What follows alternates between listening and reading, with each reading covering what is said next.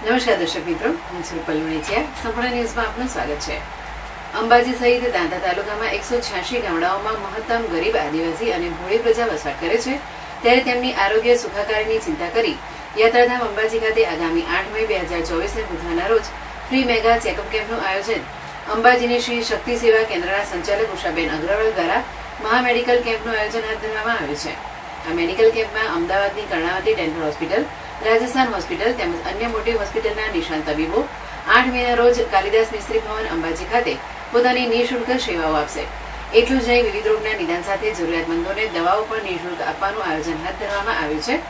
દાંતા તાલુકાના અંતરિયાળ અને પહાડી વિસ્તારમાં વસતા આદિવાસી સમુદાયની આરોગ્ય સુખાકારીની સારસંભાળ માટે નિઃશુલ્ક સેવા તેમને ઘર આંગણે મળી રહે તે માટે આ કેમ્પ દરમિયાન મેડિકલ મોબાઈલ એમ્બ્યુલન્સ વાનનું પણ લોકાર્પણ કરવામાં આવશે. જે મોબાઈલ વાન એટલે કે એમ્બ્યુલન્સ ડોર સ્ટેપ હેલ્થકેર નિઃશુલ્ક સેવાઓ આપશે તેમ અંબાજી શ્રી શક્તિ સેવા કેન્દ્રના સંચાલક ઉષાબેન અગ્રવાલે જણાવ્યું હતું.